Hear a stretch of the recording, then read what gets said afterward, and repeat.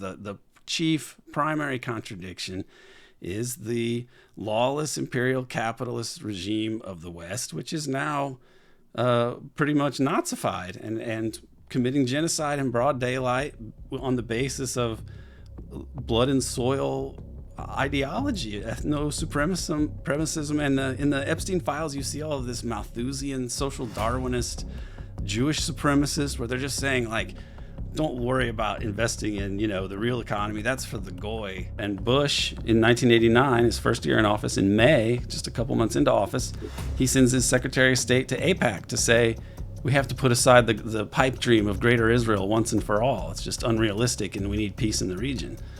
Okay, so everybody who says, like, oh, this is just one policy and it's always been the same, it's not true. The wealth that they have and the ability to manipulate outcomes in the U.S. and to control politics and media and just we'll buy TikTok and we'll buy CBS, we'll buy everything, and no one we'll buy all the social media networks, and everyone will be punished if they say anything. We'll get laws passed. Okay, if you've done that, what does that? How does that change the fact that Iran has missile bases under hundreds of meters of granite and the capabilities of relaunching them no matter how many times you bomb their missiles? And so Israel, which thinks that it can dominate Iran and destroy Iran, really cannot. Is there anyone you can bribe or assassinate to reverse that reality on the ground? They killed the whole Iranian leadership. It didn't change anything. Iran, Yemen, and Hezbollah and the Iraqi resistance, they seem to be the ones fighting this. So, I would say that they are fighting on the side of humanity. And, I increasingly have contempt for the liberals and the leftists and the people who would criticize the targets of Western imperialism. And that's a lot of the so-called left in the U.S.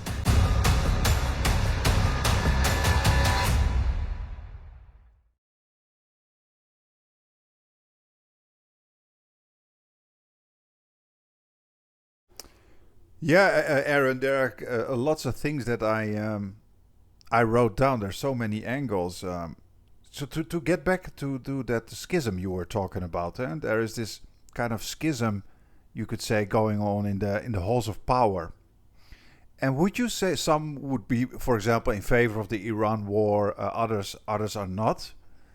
Would you say that this schism is also behind some of these very powerful, impactful figures like Candace Owens and Tucker Carlson being so openly against the Zionist state and the Iran war? Do you think that is reflective of this kind of schism that we are seeing? I don't know what to make of Candace Owens because there some people have suggested that she says things that are so out there that she sort of discredits her own reporting or perspective. And I'm not saying that I think that is the case. I don't know. I mean, I do think that she says things that are inaccurate. She's not a careful scholar of these things. She's a journalist and a sort of political personality in an unusual way that's unique to our particular moment in history.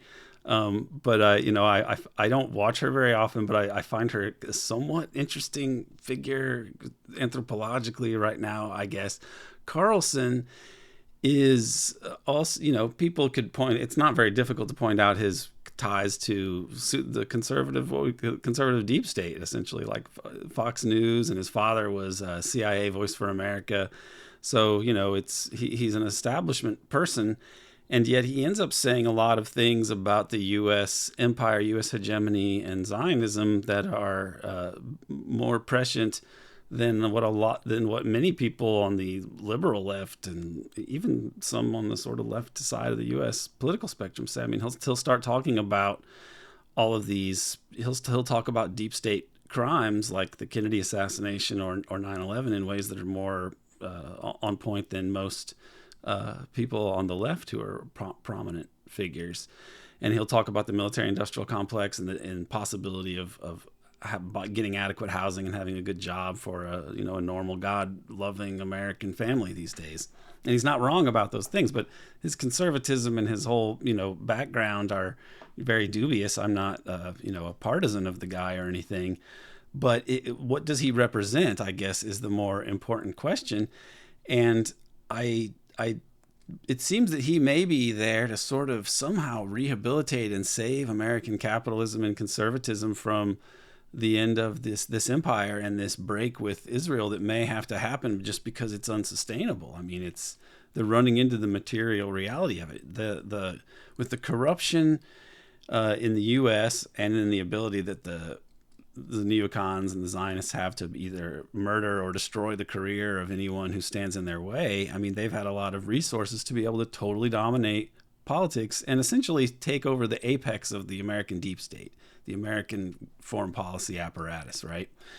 But that does, just because they can do that, and I think that this gives them the wealth that they have and the ability to manipulate outcomes in the U.S. and to control politics and media and just we'll buy TikTok and we'll buy CBS, we'll buy everything, and no one we'll buy all the social media networks, and everyone will be punished if they say anything. We'll get laws passed. Okay, if you've done that, what does that? How does that change the fact that Iran has missile bases under hundreds of meters of granite and the capabilities of relaunching them no matter how many times you bomb their missiles, and so Israel, which thinks that it can dominate Iran and destroy Iran, really cannot. Is there anyone you can bribe or assassinate to reverse that reality on the ground? They killed the whole Iranian leadership. It didn't change anything. So at some point, empires run into these forces that they cannot overcome. And this seems to be a textbook case of a kind of late imperial madness, which it really is the whole of the 21st century. The whole of the 21st century in terms of U.S. foreign policy has been watching this lunatic project for Greater Israel, this neocon project for global dominance on the one hand, and global dominance in service to this Greater Israel project. And I think that the neocons believe vice versa also. I think in their mind, they think the Greater Israel Project will also help the global dominance project. But these are two of the same thing, and they're being put forward, or two sides of the same coin, and they're put forward by the same group of people largely. And they have created their own sort of insane echo chamber. And the effect of it is that the U.S., as I wrote about in my dissertation, was covertly had this deep state, which was fascist, essentially. It was lawless, and it served capitalism. It operated in a state of exception from the rule of law, but it was really based on a kind of fascist ethos. They weren't Nazis. They weren't saying, like, Standard Oil was not the master race, seeking to acquire Lebensraum. They just wanted oil and to make money from it and use that to make power, or to get more power for themselves, etc. I think that what happened with the neocon takeover of the apex of the deep state after they defeated George H.W. Bush, who again is not someone I admire or agree with a lot, but I think what happened is that the U.S. deep state became not just covertly fascist, but covertly Nazified, because this is essentially a Nazified political formation. And I don't mean that in a bitchy internet sense of like, if I don't like you, I call you a Nazi. I mean the definition of Nazi, a blood and soil fascist project to exterminate Übermensch, to acquire Lebensraum for the master race or God's chosen, destroy the seed of Amalek for Greater Israel. It's just this. It's so it's not very difficult at all to point out that this is a lowercase n. Nazism. It's obviously not German Nazism, but it's like this is the taxonomy we're looking at. Right. It's funny that you say that. I actually wanted to ask you about that whole Nazification of society. You often say that the Nazified society, and I really appreciate that you often do that. Actually, I think it's such an important aspect of what we are seeing today. I would say another guest of ours who is on our show very often is Professor Gerald Horn. And Gerald Horn, I think, would say it's not so much a Nazification of society. He would say it's just going back to the roots of that settler colonial aggressive racial supremacist society that was when the United States was born. You know what I mean?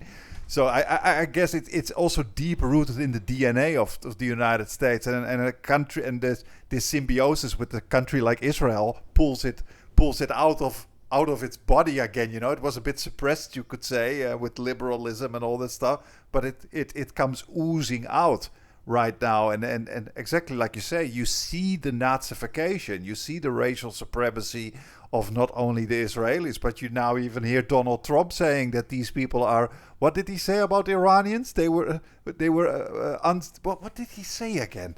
He was like, these were such Nazified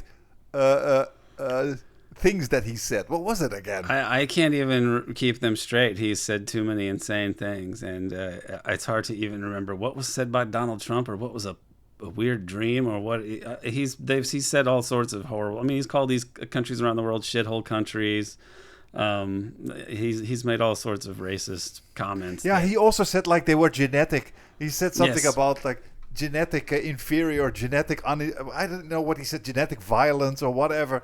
And I was like, man, it goes so fast. I mean, it started with the horrendous genocide, and everybody was warning for it. This is going to normalize things, and it's just spreading like wildfire right now. Lebanon is being genocided. They're killing children in Iran. These pager attacks, etc., etc. It's so incredibly shocking what we're seeing today, and it's what can I say? I'm still shocked by the fact that the rest of humanity is just so passive when it comes to this stuff. I don't know why. Like, some people will say, like, oh, United States is destroying itself. U.S. empire is killing itself. Just sit back and wait. And I'm like, yeah, but if you sit back and wait while the U.S. empire is burning the world, I don't think it's a very smart move. You know what I mean? How do you see that, Aaron? Well, I do not know how exactly the global majority is working on all these different levels to protect itself and protect humanity, because they're sort of charged with that, because the U.S. is the great enemy of humanity, the Western Empire. So I don't know everything that they are doing. For example, there's speculation about how much Russia and China are contributing to this effort. And there's also a question as to how much Iran has asked them or requested that they do so. I mean, reportedly, they have not made requests to get much more from China and Russia, as I understand it. They are fiercely independent. And that may well be true, because they have not been issuing lots of dishonest statements over the years about what their policies and objectives and capabilities are. So I tend to think that that's true, that they have not asked for more. Maybe they do not want a Chinese or Russian footprint on Iranian soil. Maybe they don't want the nuclear weapons. I mean, they could potentially form some sort of NATO type alliance wherein you could have Russian and Chinese soldiers, military forces stationed on Iran, and Iran would be placed under their nuclear umbrella. That's one thing that jumps to my mind as things that could happen, but they haven't done that. I am frustrated that we are still in this position of being under the threat of the U.S. empire, the empire of the West, and Israel, doing something that's going to destroy human civilization or make life very, very difficult in the future for myself, my family, and everybody else. And so why can't somebody put a stop to this? And Iran, Yemen, and Hezbollah, and the Iraqi resistance, they seem to be the ones fighting this. So, I would say that they are fighting on the side of humanity. And, I increasingly have contempt for the liberals and the leftists and the people who would criticize the targets of Western imperialism. And that's a lot of the so-called left in the U.S. And so I am disgusted by them. But I think that they are, sort of the tools of this system that gives institutional support to people if they don't say the wrong thing. And I think that helps to explain a lot of why our politics are so bad. It's not the individuals; it's just the incentives around the board. But that, as for what the other countries could or should be doing, I don't know precisely what they are doing and what they have agreed to do in a pinch. I would hope that it has been made clear that Israel cannot nuke Iran without consequences. That would be grave, and the destruction of the entity would ensue if that were to happen. I hope that that's something that has been made clear to them, but I don't know. These are having these nuclear weapons and being demonstrably insane to the level of the Nazis, essentially. This makes them a difficult group to deal with from any position. And so, what are these other countries doing, and what should they do? I feel that as a Westerner, I may be frustrated, but I don't really have much standing to tell China and Russia what to do. They've been bled in different ways by this regime over centuries, and they are on the side of humanity just by standing up to the West after the centuries of horrors that the West has put the world through. I mean, 2 world wars, colonialism, Gaza genocide, all these Cold War crimes that the West committed. This is a time, an era that needs to end, and we need an era of lawful, peaceful internationalism. Yeah, absolutely, Aaron. Absolutely, very well said. And about those liberals that you're saying, like, oh, these liberals that actually, it is also these liberals who are always doing those disclaimers saying that when they talk about Iran, well, when they talk about the United States attacking Iran, the first thing they will say is, I do not support the regime, but you should not attack Iran.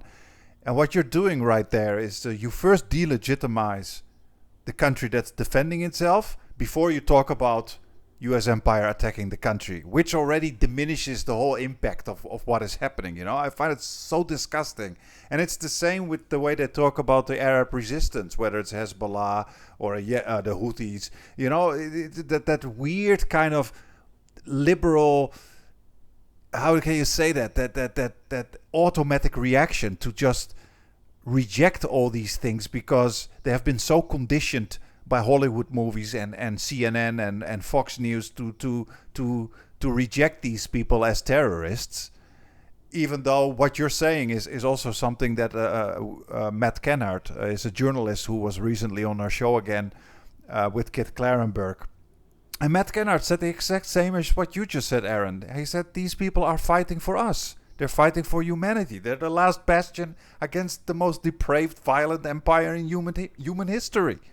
And then as a liberal you're gonna finger point at their regimes and their systems. It's just so disgusting, you know what I mean? Well, who are we to do that? Our crimes, the crimes of the West, just dwarf by orders of magnitude anything that you could pin on the Iranians or Hezbollah. I mean, or Russia. It's ridiculous.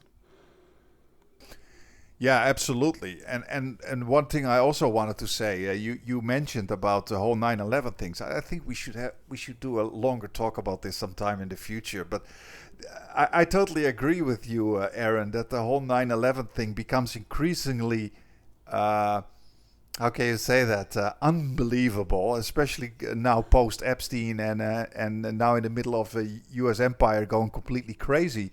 Because let's be honest here. All these terroristic types in West Asia, just as the terroristic types in Eastern Europe, by the way, in Ukraine, but these terroristic types in West Asia, they're all fighting for empire. And these terroristic types have literally never, ever attacked Israel. I mean, you're going to tell me that the biggest enemy of the West and the US empire are these terroristic types who never attacked the heart of US empire? And then somehow the biggest terrorist attack in human history, 9/11, then they did.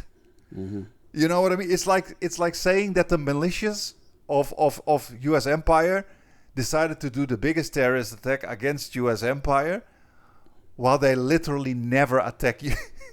I know, and look, right? the Al Qaeda was used by the West. I mean, originally the Mujahideen in Afghanistan, that's in the 80s, but after the Soviet-Afghan war, you have the those networks repurposed into what became Al Qaeda, and the U.S. used them all throughout the 90s in Chechnya, to create a civil war in Russia, and in Azerbaijan. That's what installed the Aliyev regime in Azerbaijan, which is still there today. It was through a McJihad operation, and they used Al Qaeda to try to assassinate Gaddafi in 1997. They used them in Kosovo with the KLA, the Kosovo Liberation Army, in the very late 90s. And then you have this little blip where they launch an attack against U.S. embassies and against the USS Cole, and then you get 9/11. And then shortly after that, they go back to fighting on the U.S. side in Syria and Libya, and to the point that they got installed to rule Syria. And they've always been connected to Western intelligence, I believe. And the idea that they just went against us with 9/11, and yet 9/11 is more or less written to the express specifications of the PNAC crowd who needed a new Pearl Harbor, for their insane kind of Mein Kampf agenda to take over the world. And then they just come out of nowhere and do this. And the other interesting thing is, or something that people forget is, if they knew about it at all, is when I was talking earlier about how the neocons after W. Bush and Iraq War, became disasters. They wanted to go into Iran around 2006 or something, and then they kind of got stopped by, like forces like Brzezinski in front of Congress warning them about this, and the national intelligence estimate that said Iran wasn't getting a bomb, right? And so the Zionists pushed back with the Which Path to Persia report, but also there's this article, and this is that was in 2006, 2007, around that time, at the same time. So they were sort of thwarted into going into Iran, but they have a different strategy. They're like, okay, well, let's put out this Which Path to Persia report. We'll get more of the remnants of the liberal mainstream part on the neocon side, if they weren't there before, and then maybe the next time around we'll get a different outcome. They also, around this time, there's an article in the New Yorker by Seymour Hersh. I think it's in 2007. It's called The Redirection, and it talks about deliberations and decisions in the Bush White House, where they're saying, with Prince Bandar of Saudi Arabia, who's tied to all these networks, and they're saying, all these bomb throwers, why don't we just direct them at our enemies like Hezbollah and Syria and Iran? We can just do that easy enough. And some of the people that were skeptics were like, well, aren't these the bad guys? Isn't this going to blow back on us? And Prince Bandar reportedly was like, no, we control these guys. So we already have it in like the New Yorker that by 2006, 2007, they're saying, we're gonna aim Al Qaeda at Syria and Iran and Hezbollah.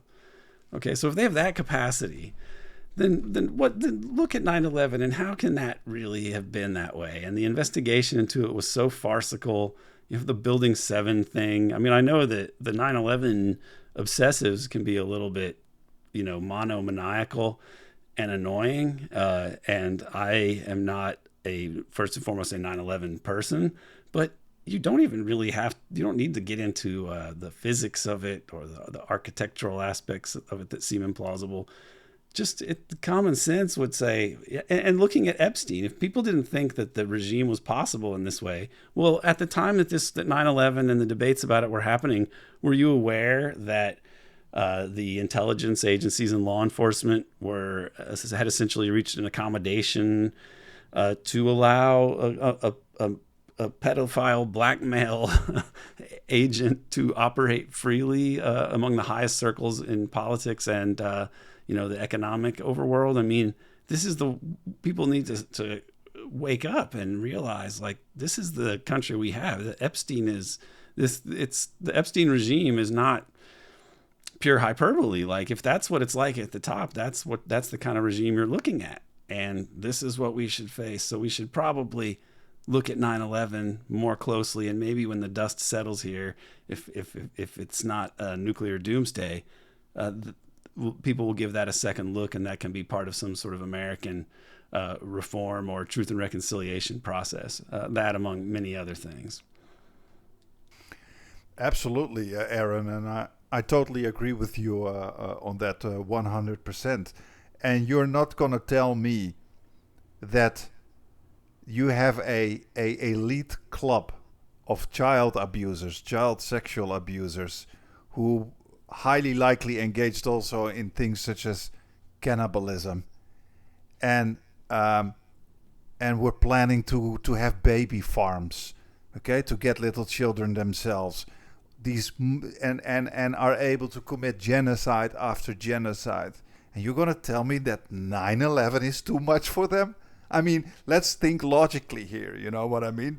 9/11 is too much when these people can do the most depraved things you can imagine. I think we should break out of that conditioning, you know, that we immediately think, oh, that is in the realm of conspiracies. We should not think like that. We have been conditioned like that.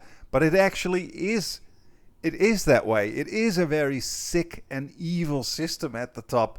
And it's time for us to really confront that fact, you know, that we are ruled by exceptionally depraved people. And what's the way out? That's the question. You know what I mean?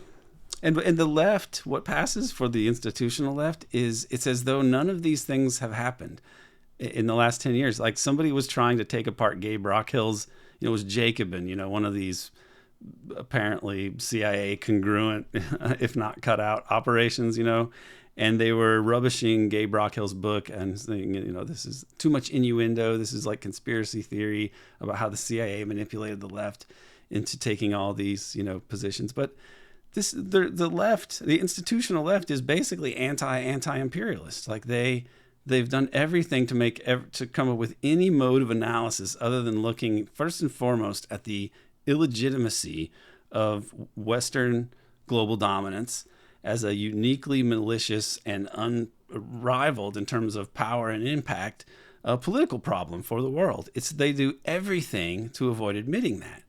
And then the fact that, whereas now, as we're seeing with Iran and these things like Epstein, it's pretty much the case that you cannot overstate how horrific and sinister this whole political order is, to the point that it overshadows every other political concern. And yet they're still sort of arguing like in the mode of like, don't be a campist, don't be a tanky.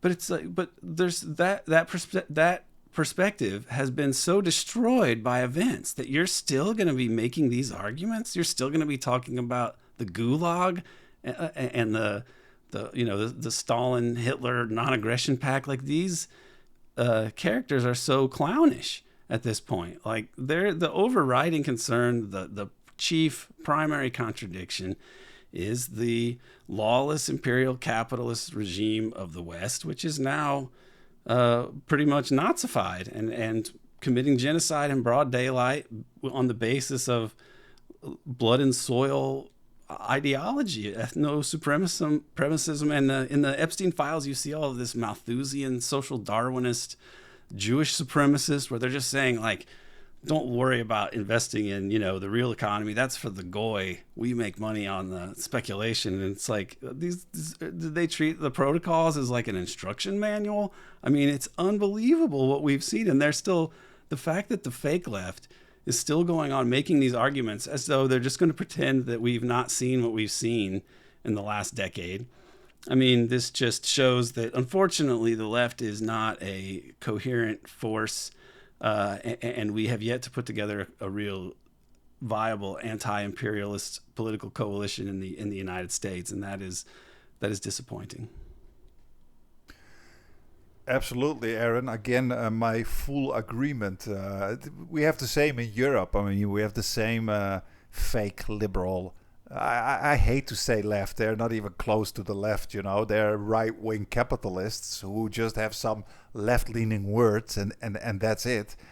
But what you're saying is so important.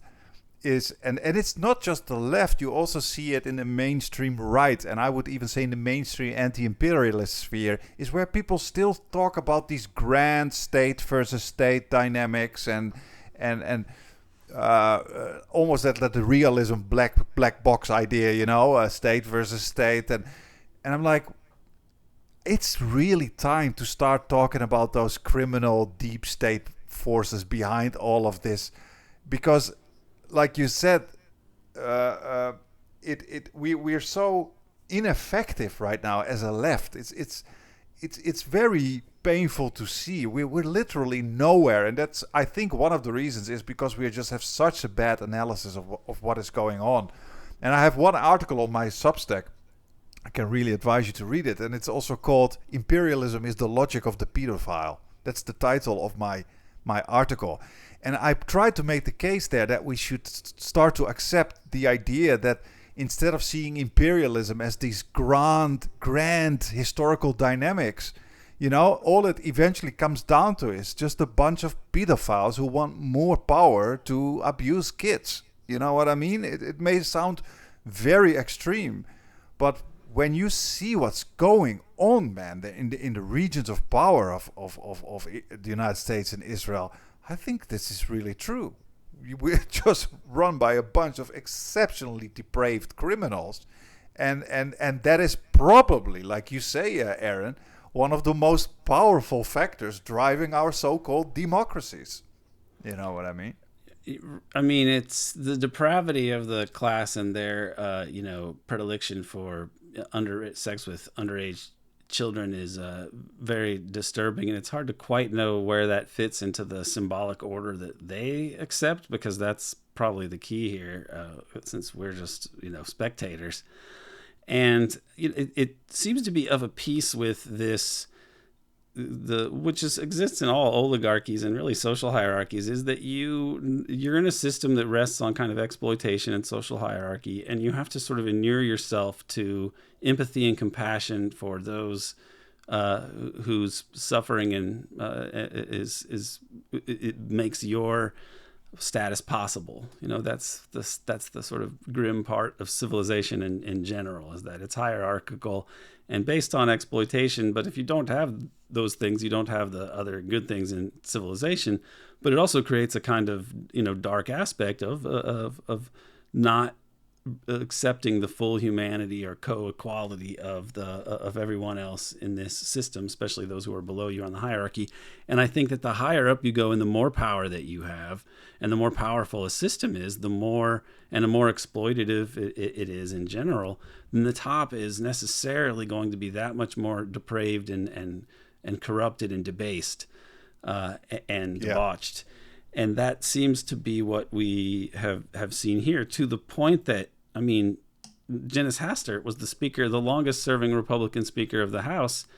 And, according to an FBI whistleblower and 3 other FBI people who confirmed this for this Vanity Fair article, which still wouldn't publish it back in 2005, despite having 4 FBI sources for it, Dennis Hastert was being blackmailed by foreign intelligence agents, people connected to the Turkish lobby and probably the Zionism via the Turkish American lobby. So think about that system where the third in line to the presidency is in his position in large part because he is a pedophile, specifically because he is blackmailed and controlled, because he didn't come from a good family. He wasn't politically gifted. He's from Chicago or around that area, which should tell you, it's a very mobbed up area. And he was just a vile pedophile, and that was the key to his success. Like, that is a profound and damning indictment of a system, that you would have something like that. And this kind of predatory system that has to coexist with the kind of Christian morality, it is combustible, and it's unstable. And I think this is why you're starting to see, even among, you even see things like Charlie Kirk, where Charlie Kirk turned against the Iran war and was turning against Israel. And this is pretty profound. And then he dies shortly before this disastrous war on Iran. That was his main kind of obsession, was avoiding this. I mean, that situation is also so absurd. And yet it falls to like Candace Owens to talk about it, because the respectable people don't want to be, considered cranks or something. So, they might not talk about it. But this is the kind of system that we have. And yeah, they can buy what you were saying earlier. I believe it was you and Peter may have mentioned this too, that you have these problems in political science of dedicated people with a lot of money, but no countervailing force. But let's not also forget that they have the ability to murder people. I mean, if they have the murder apparatus that the CIA turns to, then they could get rid of anybody who opposes them. So it isn't just a matter of special interests and no countervailing forces. There's also the fact that they have power over to kill with impunity, and commit sexual blackmail using children with impunity. And when you think about it, if Trump has started this war in part because of some Epstein-related materials, which a lot of people, believe. But when you think about these things, the Epstein network is so much more sinister than whatever Trump did with any underage person, as horrible as it would be. The blackmail apparatus is so much more criminal and sinister. And then on top of it, that it's put to the service of genocidal war is what we're talking about. So this is a sort of like, I don't know, Russian nesting doll of crimes against humanity that we're looking at here, where even the surface one of like, did Trump rape children potentially is a lesser crime, almost an insignificant crime compared to the blackmail network, and then the bigger, greater Israel Zionist project to forever colonize and dominate West Asia. So here we are. This is the magnitude of what we're looking at. Yeah, and these are the people who are sitting, these Epstein types, Aaron, are the people who are now sitting on the Trump peace board, deciding for 100 to 200,000 Palestinian orphan children what to do with them, whilst buying dogs to rape Palestinian prisoners with dogs and it's organ theft and all these kind of. It's so incredibly dark and depraved, and it's amazing how it all comes oozing out at this moment. And I think it's important. It needs to get out. This wound full of pus of the past decades needs to break open to see all the rotten core of it. And we're now seeing it. And what you were saying, by the way, just now about that Speaker of the House and so much pedophilia in the regions of power, I've actually been writing quite a few articles on that on BettBeat Substack on that. What is that linkage between power, money, and pedophilia? I mean, this is not a coincidence anymore, and I've done quite a few psychological deep dives on our Substack about this. And I think, indeed, capitalism, if you want to get to the top in capitalism selects for psychopathy, selects for people who exploit. And these are often already people who from a young age were also attracted to children. The most, how can you say that? The weakest, easiest to exploit victim arouses these types. They're aroused by that stuff, and they get into the realms of power. And I think once in the realm of power, they know each other, they feel each other, they understand each other's urges. And I think you're not even gonna become part of the club if you don't first prove, in these top Epstein regions, that you are one of them. If you are somebody with a healthy doses of attraction to adults, probably they already feel this is somebody who is, first of all, not blackmailable. That's number one. And number two, probably they also know that if it is somebody of their pedophile types, that is a person who is willing to do everything, to give up everything to stay within that center of power where they can freely abuse children. It's like a drug. It's like heroin to these people. So I think there is this kind of club, and if you want to be part of them, you have to be like that almost. It's. I think there are these rituals to get inside, and I think it's almost impossible to be accepted if you would be somebody who is not attracted to children, and because you are just, these two factors play a huge role. I think you're not blackmailable, or at least less blackmailable, and number two, I think once pedophiles taste that free access to children, they're also the ones who will do everything to stay within that world. And I think that those two factors, I've been wrestling with that, when I did my psychological deep dives on Substack. Those two factors, I think, are very important. And it's not a surprise that you have now, what is that case? I don't know if you've seen it, Aaron. That case with the head of AI of ChatGPT. What's that guy's name? Sam Altman guy, or Yeah, have you heard the case with his sister? Yeah. Oh yeah, he's a total creep. I mean, I have to believe the sister reflexively, because the guy is one of the most unnervingly creepy individuals that I can recall. And Aaron, but that kind of goes along with all these dudes, the Thiel and the harp guy, right? What's his name? The other Palantir guy, Carp, yeah. But this is what I mean, Aaron. I mean, here you have again one of the most powerful billionaires running the most powerful AI in the world, and it's allegedly, most likely, another pedophile. And I'm like, this stuff is not a coincidence anymore, guys. I mean, these guys are all... There's something deeply wrong, man, with this system and what it selects for. Yeah, I don't know that I can't speak to how ubiquitous it is among, or unanimous it is among all of these people.